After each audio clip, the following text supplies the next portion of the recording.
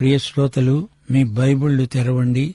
ఈరోజు మన పాఠం కొలస్సీ పత్రిక 1వ అధ్యాయం 15 నుండి 20వ వచనం వరకు. సావధానంగా వినండి. ఆయన అనగా యేసుక్రీస్తు అదృశ్య దేవుని స్వరూపి అయి సర్వ సృష్టికి ఆది సంభూతుడై ఉన్నాడు. యేసుక్రీస్తు యొక్క వ్యక్తిత్వం ఎలాంటిదో ధ్యానించండి. పరమగీతములో షూలమ్మీతి తన ప్రియకాపరి వ్యక్తిత్వాన్ని ఎంతగానో వర్ణించింది. కొలసీ పత్రికలో క్రీస్తు యొక్క వ్యక్తిత్వమును గురించిన దైవశాస్త్ర భావములు ఎన్నో వినిపిస్తాయి. క్రీస్తు ఎవరు, ఎలాంటివాడు, ఆయన ప్రాధాన్యం ఎటువంటిది అనే ఆలోచనలు ఎంతో ఉన్నతమైనవి, మహిమాన్వితమైనవి. యేసు యొక్క వ్యక్తిత్వం ఈ పత్రికలోని ప్రధానాంశం. ఆయనను గురించి ఎంత చెప్పినా తక్కువే, ఎంత విన్నా తక్కువే. ఆయనను ముఖాముఖిగా చూచే వరకు ఆయన గుణాతిశయాలను ధ్యానిస్తూనే ఉంటాము. మనకు మహిమ శరీరాలు వచ్చినప్పుడు మహిమలో ఉన్న క్రీస్తును కండ్లార్పకుండా చూస్తాము, పరవశించిపోతాము. యేసుక్రీస్తు దేవుడు. ఈ సత్యాన్ని నమ్మని వారికి ఈ పత్రిక గొప్ప జవాబు. యేసు యొక్క అద్భుతమైన వ్యక్తిత్వాన్ని గమనించండి. తప్పుడు సిద్ధాంతాలు, క్రీస్తు మహిమను తగ్గించే వేదాంతాలు కొలసీ సంఘానికి దాపురించిన ప్రమాదం. ప్రభువైన యేసుక్రీస్తు సృష్టించబడినవాడని, ఆయన సృష్టికర్త కాడని ఒక సిద్ధాంతం వచ్చింది. సంఘం ఎప్పుడో దానిని ఖండించింది. యేసు పాపరహితుడైన మానవుడు, యేసు సంపూర్ణ దేవత్వము గల దేవుడు. మరొక తప్పుడు వేదాంతం వచ్చింది. యేసు దేవుడు కాడని, మానవులను పాపము నుండి రక్షించడానికి ఎవరూ అక్కరలేదని దుర్బోధలు చేశారు. మానవుడు పూర్తిగా పాపి కాడని, మానవుడికి పాపశిక్ష అనేదే లేదని బోధించే గుంపు నేటి వరకు వెర్రి తలలు వేస్తూనే ఉంది.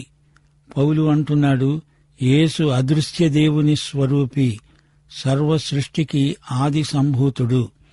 మన కంటికి కనపడని దేవుడు యేసు రూపంలో కనిపించాడు. ఆదియందు వాక్యమున్నది, అది ఆరంభం లేని ఆది, అనాది. క్రీస్తుకు ఆది లేదు. వాక్యము దేవునితో ఉన్నది, వాక్యమే దేవుడై ఉన్నది. యోహాను సువార్త 1వ అధ్యాయం 1వ వచనం. అదే సువార్తలో యోహాను 14వ వచనంలో అన్నాడు, ఆ వాక్యము శరీరధారి అయి మన మధ్య నివసించాడు. యోహాను సువార్తలోని క్రిస్మస్ కథను మీరు విన్నారా? ఆయన శరీరము ధరించిన వాక్యమే. ఆయన అదృశ్య దేవుని స్వరూపి. ఆయన దేవుడే. ఆయనే గనక దేవుడై ఉండకపోతే అదృశ్య దేవుని స్వరూపి కాలేడు. ఆయన సర్వసృష్టికి ఆది సంభూతుడు. ఆయనకు తండ్రికి ఉన్న సంబంధం ఎలాంటిది?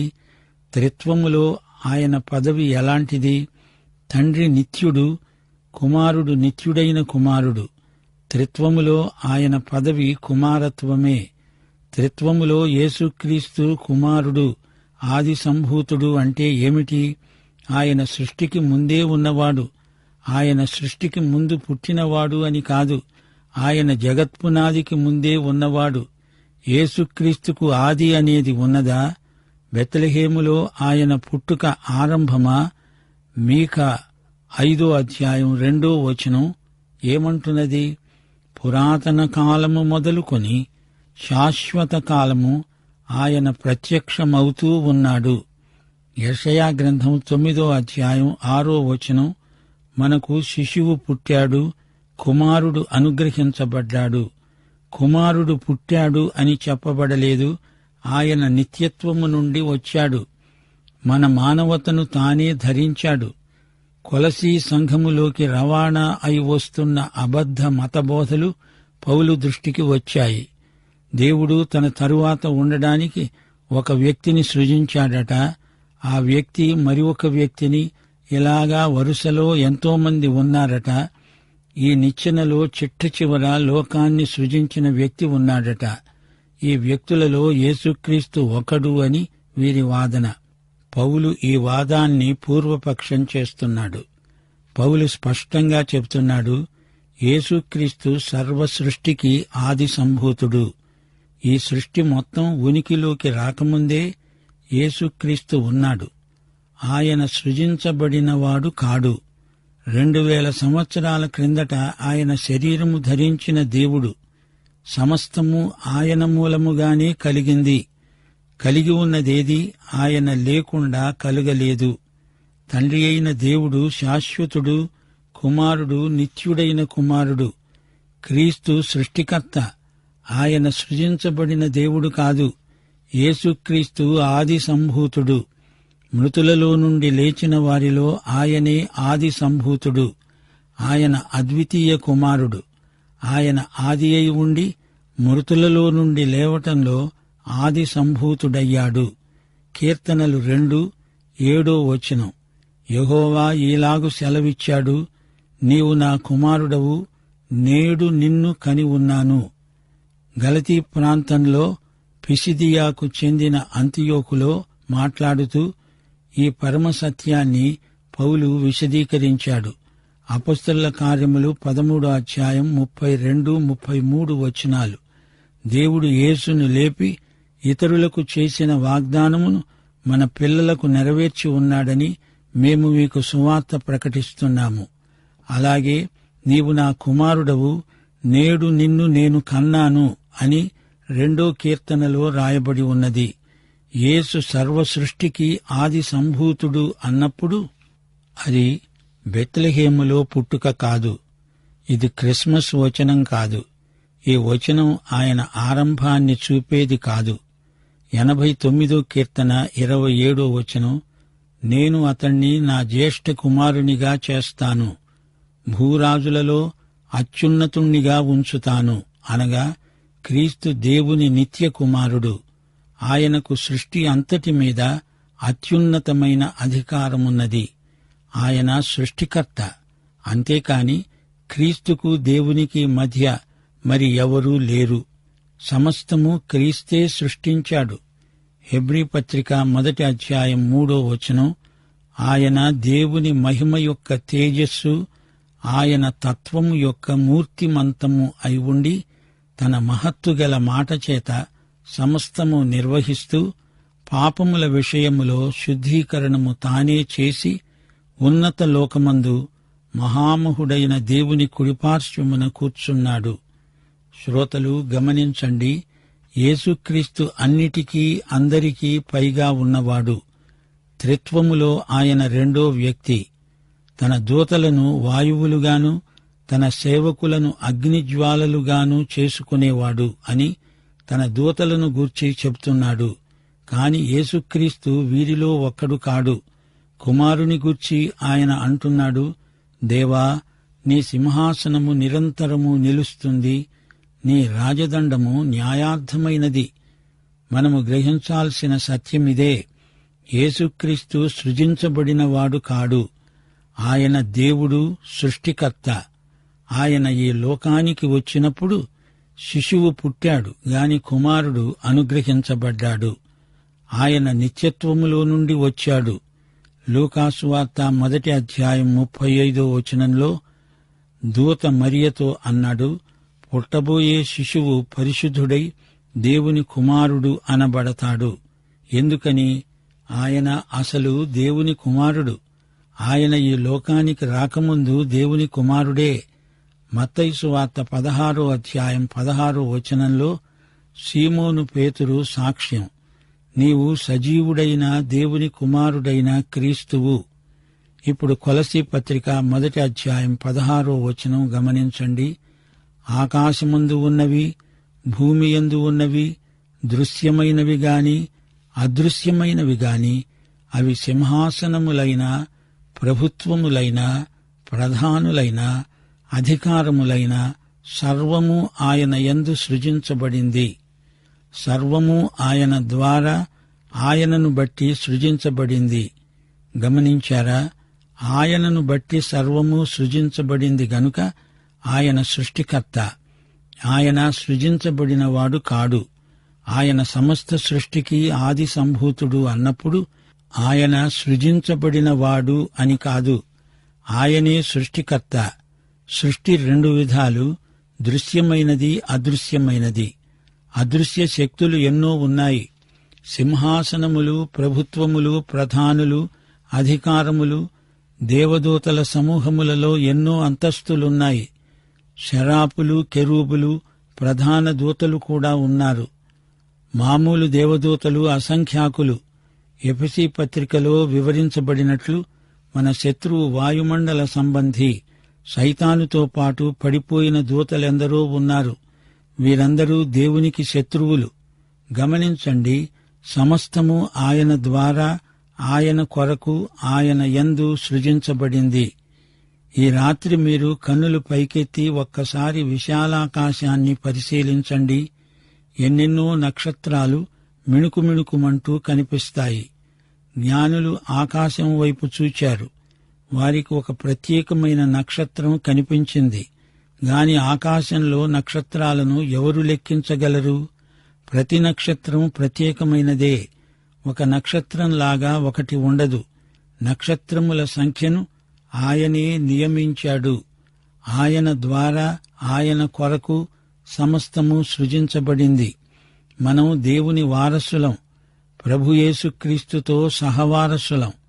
యేసు ప్రభు వచ్చినప్పుడు మనకు మహిమ శరీరాలు వస్తాయి. ఆ శరీరాలకు గురుత్వాకర్షణ ఉండదు. మనము నూతన యెరూషలేములో జీవిస్తాము. అప్పుడు మనము ఈ విశ్వమంతా నిరాటంకంగా సంచరించగలం. ఆయన శూన్యములో నుండి ఇదంతా సృష్టించాడు. ఆయన తన మహిమ కోసమే ఇదంతా చేశాడు. ఇది ఆయన విశ్వం, ఆయన సృష్టి. సృష్టి యావత్తు ఆయన ఇష్టప్రకారమే, ఆయన సంకల్పము చొప్పుననే జరిగింది. ఆయనను బట్టి, ఆయన కొరకు సృష్టి అంతా జరిగింది. రాబోయే యుగమంతా మన కొరకై సిద్ధపరచబడిన స్వాస్యమే. నిత్యత్వములో వాతావరణం ఎలా ఉంటుందో ఊహించగలరా? అది ఊహాతీతం, వర్ణనాతీతం. ఇప్పుడు మనం ఇక్కడ గుడారములో నివసిస్తున్నాము. 2 కొరింథీ 5:1 భూమి మీద మన గుడారమైన ఈ నివాసము శిథిలమైపోయిన చేతి పని కాక దేవుని చేత కట్టబడినది, నిత్యమైనది అయిన నివాసము పరలోకమందు మనకు ఉన్నది. ఈ శరీరము మట్టిలో కలిసిపోతుంది. గుడారం శిథిలమైపోతుంది. మనము ధైర్యము కలిగిన వారమై ఈ దేహమును విడిచిపెట్టి ప్రభువునొద్ద నివసించడానికి ఇష్టపడుతున్నాము. ఈ పాత గుడారాలు శిథిలమైపోయినప్పుడు మహిమ శరీరాలు ధరించి నూతన యెరూషలేములో సదాకాలం ఉండిపోతాము. మహిమ శరీరాలు మహిమైశ్వర్యాన్ని అనుభవిస్తాయి. మహిమ శరీరాలు నిత్యత్వము కోసం ఉద్దేశించబడినవి. దేవుని బిడ్డలకు మహోజ్వలమైన భవిష్యత్తు ఉన్నది. అది నిత్య భవిష్యత్తు. శ్రోతలు, మరిచిపోకండి, సమస్తము యేసుక్రీస్తుని బట్టి ఆయన కొరకై సృజించబడింది. కొలసీ పత్రిక 1:17 ఆయన అన్నిటికంటే ముందుగా ఉన్నవాడు. ఆయనే సమస్తమునకు ఆధారభూతుడు. ఆయన అన్నిటికి ముందే ఉన్నాడు. యేసు అవతారానికి ముందే ఉన్నవాడు. అవతరించిన క్రీస్తునందు సర్వసంపూర్ణత నివసిస్తున్నది. దేవత్వము యొక్క సర్వ పరిపూర్ణత శరీరముగా క్రీస్తునందు నివసిస్తున్నది. మనము క్రీస్తునందు సంపూర్ణులముగా చేయబడ్డాము. ఆయన అన్నిటికంటే ముందటివాడు, అవతారానికి పూర్వము కూడా ఉన్నవాడు. ఆయన సమస్తమునకు ఆధారభూతుడు. ఆయన సమస్తము నిర్వహిస్తున్నాడు.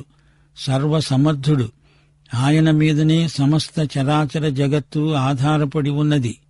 సృష్టిలోని ప్రతి అణువులో మహాశక్తి నిక్షిప్తమై ఉన్నది. అణువును పరమాణువుగా ఛేదించినప్పుడు అది ఎంత గొప్ప శక్తో మనకిప్పుడు అర్థమవుతున్నది. ఈ శక్తినంతటినీ ఆగబడుతున్నది ఎవరు? ఆయనే, ప్రభువైన యేసుక్రీస్తు. ఇదే మాట హెబ్రీ పత్రిక కూడా అంటోంది. ఆయన దేవుని మహిమ యొక్క తేజస్సు, ఆయన మాట మహత్తు గలది. యేసుక్రీస్తు దేవుని తత్వము రూపుకట్టినవాడు. మన పాపముల నుండి మనలను శుద్ధి చేశాడు. దేవదూతల కంటే ఎంతో ఉన్నతమైన నామము ఆయనకున్నది. ఆయన ఇప్పుడు దేవుని కుడిపార్శ్వమున కూర్చున్నాడు. యేసు వ్యక్తిత్వం ఎంత గొప్పదో చూడండి. ఆయన మహిమాస్వరూపి. సంఘము అనే శరీరమునకు ఆయనే శిరస్సు. ఆయనకు అన్నిటిలో ప్రాముఖ్యము కలిగే నిమిత్తము ఆయన ఆది అయి ఉండి మృతులలో నుండి లేవటంలో ఆది సంభూతుడయ్యాడు. గుర్తించండి, సంఘమనే శరీరానికి యేసుక్రీస్తే శిరస్సు. ఎఫెసీ పత్రిక, ఫిలిప్పీ పత్రిక, ఆ తరువాత కొలస్సీ పత్రిక, ఈ 3 పత్రికల్లో ఒకే అంశం ప్రతిపాదించబడింది. ఎఫెసీ పత్రికలో క్రీస్తు శరీరం ఈ లోకంలో ఉంది. శరీరాన్ని గురించి పౌలు మాట్లాడాడు. అయితే కొలస్సీ పత్రికలో శిరస్సును గూర్చి మాట్లాడుతున్నాడు. ఎఫెసీ పత్రిక 1 అధ్యాయం 22వ వచనం, సమస్తమును ఆయన పాదముల క్రింద ఉంచి సమస్తము పైన ఆయనను సంఘమునకు శిరస్సుగా నియమించాడు. అయితే ఫిలిప్పీ పత్రికలో పాదాలు భూమి మీద నడుస్తున్నాయి. సంఘము యొక్క అనుభూతి ఫిలిప్పీ పత్రికలో చర్చించబడింది. అందులో విశ్వాసి అనుభవమంతా ఇమిడి ఉంది. మృతులలో నుండి ఆయన ఆది సంభూతుడయ్యాడు, పునరుత్థానుడయ్యాడు. మృతులలో నుండి లేపబడిన ప్రథమ ఫలమే యేసుక్రీస్తు. క్రీస్తునందు మృతులైన వారు కూడా లేపబడతారు. 1 కొరింథీ 15వ అధ్యాయం 42వ వచనం. శరీరము క్షయమైనదిగా విత్తబడి అక్షయమైనదిగా లేపబడుతుంది. 1 యోహాను 3వ అధ్యాయం 2వ వచనం. యేసు వచ్చినప్పుడు ఆయన ఉన్నట్టుగానే ఆయనను చూస్తాము గనుక ఆయనను పోలి ఉంటాము. ఆయనకే అన్నిటిలో ప్రాముఖ్యము కలగాలి. పరిశుద్ధ పర్వతమైన సీయోను మీద తన రాజును ఆసీనుడుగా చేశాడు. యేసే ఏకైక రాజు, ప్రభువులకు ప్రభువు. ఆయన యందు సర్వసంపూర్ణత నివసించాలని ఆయన శిలువ రక్తము చేత సంధి చేసి ఆయన ద్వారా సమస్తమును, అవి భూలోకమందున్నవైనా పరలోకమందున్నవైనా వాటినన్నిటినీ ఆయన ద్వారా తనతో సమాధానపరుచుకోవాలని తండ్రి అభీష్టమైంది. ఫిలిప్పీ పత్రికలో క్రీస్తు తనను తాను రిక్తునిగా చేసుకున్నాడు. అయితే ఆయన దేవత్వమును ఆయన విడువలేదు. దేవత్వము యొక్క సర్వసంపూర్ణత ఆయన యందు నివసించింది. యేసుక్రీస్తు 100 పాళ్లు దేవుడు. మరియమ్మ చేతిలో ఉన్న శిశువు కేవలము శిశువు కాడు, సాక్షాత్తు దేవుడు. ఈ పాఠంలో మా శ్రోతలు గమనించాల్సిన 4 విషయాలు: తండ్రికి క్రీస్తుకు ఉన్న సంబంధం, ఆయన అదృశ్య దేవుని స్వరూపి. 2, క్రీస్తే సృష్టికర్త. 3, సంఘానికి ఆయనే శిరస్సు. 4, ఆయన శిలువ రక్తం మనలను దేవునితో సమాధానపరిచింది. ప్రియ శ్రోత, నీవు ఈ యేసుక్రీస్తును నీ స్వకీయ రక్షకుడుగా ఎరుగుదువా? ఆయన వ్యక్తిగతంగా నీకు ప్రభువా? అయితే ఈ పాఠమంతా నీకోసమే. పాఠం ఇంతటితో సమాప్తం. మన ప్రభు అయిన యేసుక్రీస్తు వారి దివ్యకృప, తండ్రి అయిన దేవుని పరమ ప్రేమ, పరిశుద్ధాత్మ యొక్క అన్యోన్య సహవాసము, సమాధానము, సంతోషము, సహాయము మనకందరికీ నిత్యత్వం పర్యంతము తోడై ఉండునుగాక. ఆమేన్.